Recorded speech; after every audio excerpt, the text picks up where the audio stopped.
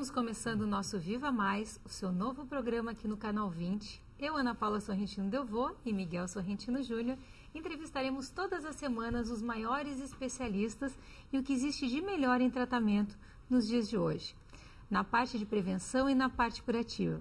Vocês também poderão participar sugerindo assuntos e pautas através do site www.programavivamais.com.br. Interaja conosco. Hoje os nossos convidados são dois dos maiores especialistas do Rio Grande do Sul e do Brasil, em suas respectivas áreas. Dr. Jorge Luiz Gross e Dr. Cláudio Motim. Dr. Jorge Luiz Gross é endocrinologista, tem doutorado em clínica médica pela Universidade de São Paulo e tem pós-doutorado pelo Guy's Medical Hospital School. Atua no Centro de Endocrinologia e Diabetes no Rio Grande do Sul, que é uma associação civil sem fins lucrativos, de caráter científico, de pesquisa e ensino. Dr. Cláudio Motim tem mestrado em Educação e doutorado em Clínica Cirúrgica, é cirurgião geral e bariátrico, trabalha no Centro de Obesidade Mórbida da PUC e é professor do curso de especialização da PUC hoje, né, doutor Cláudio Motim? Especialização. Sejam bem-vindos hoje aqui conosco. Bom, na semana passada, o último programa, os dois colegas médicos eram muito mais novos do que eu, então me deu o direito de chamar pelo nome. Hoje todo mundo aqui é muito mais velho do que eu, inclusive a Ana, que é minha irmã mais velha, então vou ter que tratar todo mundo de doutor, né, Motinho? Não sei, isso como tu quiser, né? Quem diz isso é tu. Eu sou mais jovem que tu, que eu saiba, nós fizemos aí, eu não tenho cabelo branco, né? Algumas coisas que nós comentamos antes ali, pintar, inclusive. né, O professor não tem, agora recém que está surgindo, né? Não, mas está tudo informalmente, assim, para tornar o ambiente mais... Acho que está tudo na mesma década. Tudo na mesma década. Ou no mesmo século, pelo menos. Pode ser. Mas, Motim, me diz uma coisa, o nosso objetivo hoje é basicamente cruzar informação, né? E o que a gente queria, na verdade, é falar sobre o paciente que cada vez se torna em maior quantidade no Brasil. Nós, como país de terceiro mundo, infelizmente ainda, né? Quando os outros estão saindo de uma coisa, a gente vai entrando. Quer dizer, os americanos hoje em dia estão diminuindo a quantidade de obesos e nós, pelo que parece, estamos aumentando. Quais são as indicações até que o paciente chegue na tua mão para fazer uma cirurgia bariátrica? Olha, em primeiro lugar, não corrigindo, mas complementando, os americanos estão aumentando a obesidade. Sabe que os colegas da cirurgia plástica hoje em dia diziam o contrário. Não, eles estão recebendo menos pacientes obesos lá. Porque eles não fazem tanta plástica. Até porque a plástica é muito cara lá e o sistema de saúde deles está muito difícil de ser acessado. Mas, de qualquer forma, assim, a civilização, a América e, fundamentalmente, o americano está ficando mais gordo. Como o Brasil e como todos, acho, no mundo inteiro, né, professor Gross? Isso está crescendo de forma desmedida, né, e descontrolada. Uma coisa que eu achei muito interessante nos Estados Unidos, eu tenho um genro americano, o governo implantou um programa... que eles fazem ginástica. Esse meu genro tem um programa que ele faz ginástica e ele segue esse programa pelo computador e o governo ele dá prêmios para aquelas pessoas que seguem o programa pelo computador, que conseguem os resultados. Mas tu vê, até falando nisso, né, Ana, ele emagreceu o quê? 15 quilos? 15 quilos. E o governo dá prêmios. E a gente via, eu tenho ido operar assim muito seguido na clínica de um colega lá do Renato Saltos. Estou te falando mais a nível do que a gente costuma ver, né? Eu tenho visto menos grande obeso assim, em relação ao que a gente via 5, 10 anos atrás. Acho que na clínica do Renato tem razão. Não, assim, inclusive, viu, Motim, a quantidade de cirurgias plásticas feitas lá, elas são superiores ainda ao que se faz no Brasil.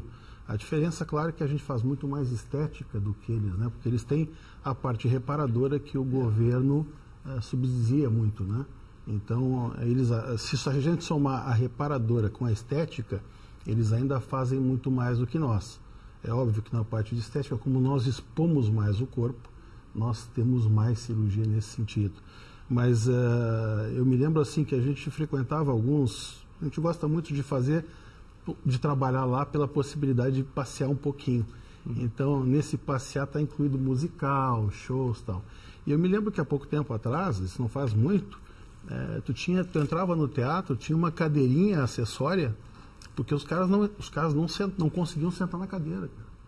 Tinha uma poltroninha que tu tinha que colocar em cima da cadeira, e a coisa mais incrível é que não eram pessoas velhas, não eram pessoas de idade, eram meninas 14, 15 anos, que chegava a ter assim papada tripla aqui no pescoço. Era uma coisa incrível, impressionante. Hoje em dia devem estar escondidos. Mas na sua área, o senhor tem visto essas pesquisas? Eu falei com o senhor estava em Nova York, né? Sim. O que o senhor tem visto nesse termo de pesquisas? Tem aumentado assim mesmo lá? Todas as pesquisas hoje feitas, inclusive no Brasil, tem uma que finalizou agora esse ano, tem uma de 2008, que foi encomendada pela Sociedade Brasileira de Cirurgia Bariátrica, até em 2004, que é a APOF. Todas elas apontam um crescimento da obesidade, todas, sem exceção. Até sim, né? Até em termos de obeso mórbido, nós tínhamos dados assim até 2004 que apontavam 1 a 1,5%. A de 2008 mostrou que nós estamos com 3% de pacientes a nível de obesidade mórbida, que sob uma população de 200 mil pessoas é bastante. E aí entra o diabetes, entra várias outras estatísticas que se tem que estão crescendo. Até, como tu falasse, em termos de indicação, quando se indica uma alternativa cirúrgica, da que eu represento a cirurgia nessa mesa, o professor Grosso tem talvez bastante subsídio, porque ele e os clínicos, os diabetologistas, os obesólogos, os endocrinologistas especialmente, eles são quem pega esse paciente anteriormente a nós. Na verdade, quando vem para nós, já porque esgotou, já o clínico considerou esgotada a tentativa clínica, ou tudo isso que tu falasse que eles estão premiando, mudança de estilo de vida, controle alimentar, reeducação alimentar, isso é a primeira intervenção.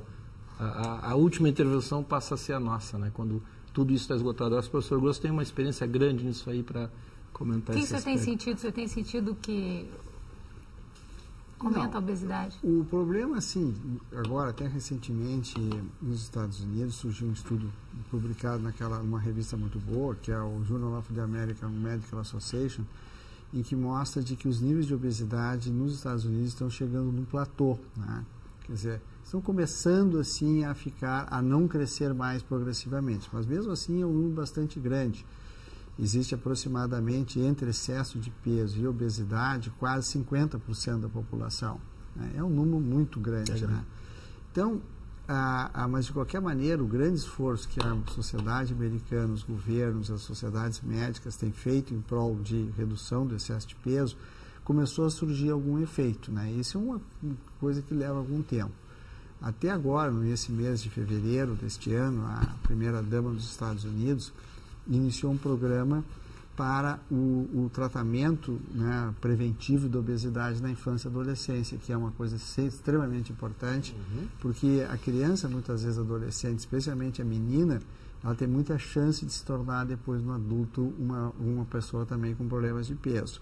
Então a ideia já é começar a trabalhar na adolescência, ensinando as medidas corretas, iniciando assim os hábitos saudáveis de saúde. Deixa eu me interromper. O senhor me falou que o problema é na adolescência. Em que idade o senhor acha que o excesso de peso começa a se tornar um problema na criança?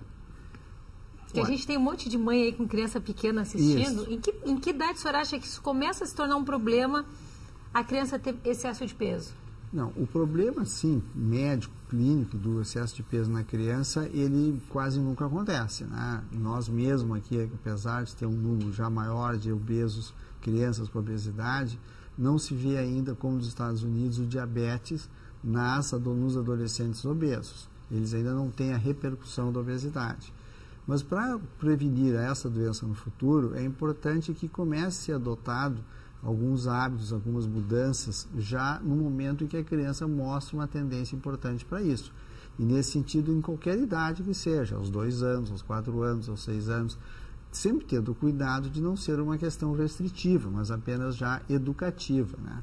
O grande problema é quando pais e família toda têm um hábito de um excesso de peso. E aí fica difícil, ela pobre da criança, né, no meio de um grupo de pessoas com excesso de peso, ela tentar mudar ou adotar hábitos saudáveis. Então é uma questão assim muito mais familiar.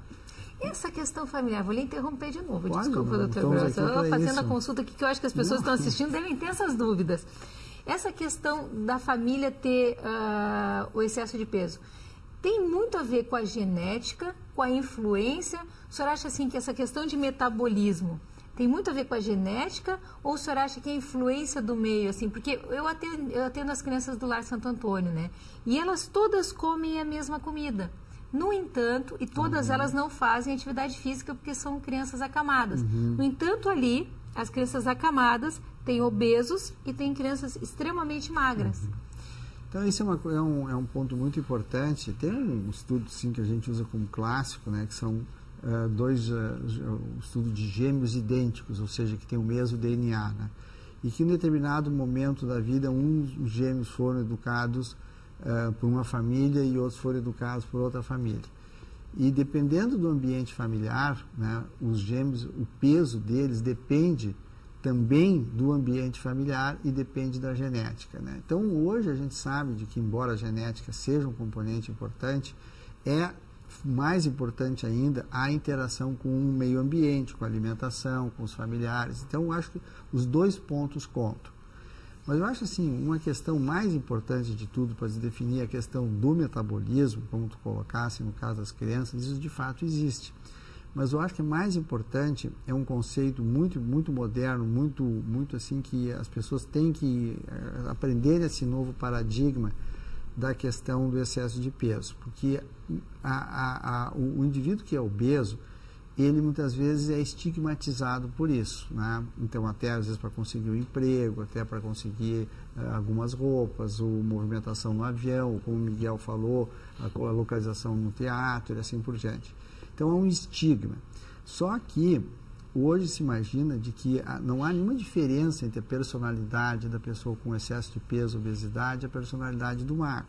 Ambos são iguais, ambos são bons iguais, vamos supor. A pessoa com excesso de peso não tem nada de detrimento a isso. É que os mecanismos da saciedade da pessoa com excesso de peso são diferentes da pessoa que não tem isso. Não é uma questão de personalidade, não é uma questão de caráter, não é uma questão assim psicológica do problema, né? Se fosse isso, então, um tratamento psicológico isoladamente resolveria. O tratamento psicológico ele faz parte do tratamento para ajudar a pessoa a se administrar, mas não é a causa do problema. Então, a questão toda hoje que se trabalha muito é como ou por que algumas pessoas têm mais saciedade e outras pessoas têm menos saciedade.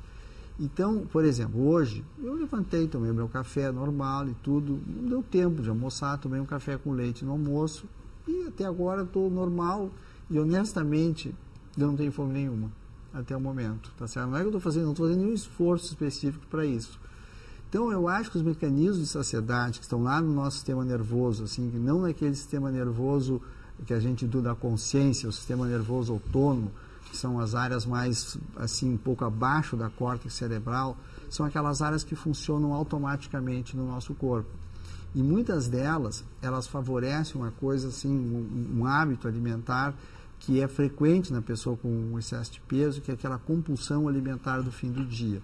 Então, hoje se entende que aquilo é como se fosse um circuito autoestimulante que existe entre as áreas específicas do cérebro. Aquilo se acorda em um determinado horário da tarde e aquilo começa a estimular a pessoa a ingerir alimentos, né? Não é ela que quer aquilo, não é um problema psicológico dela, não é um trauma de infância, não é nada. É simplesmente o cérebro dela, existe um problema, pode-se dizer assim, até um controle errado, em que aquilo dispara aquele mecanismo compulsivo, né, da pessoa que precisar comer, mas ela não quer comer chuchu, não quer comer abóbora, não quer comer beterraba, ela quer comer pão, não, chocolate. Exatamente, ela quer o carboidrato, o amido e quer o chocolate.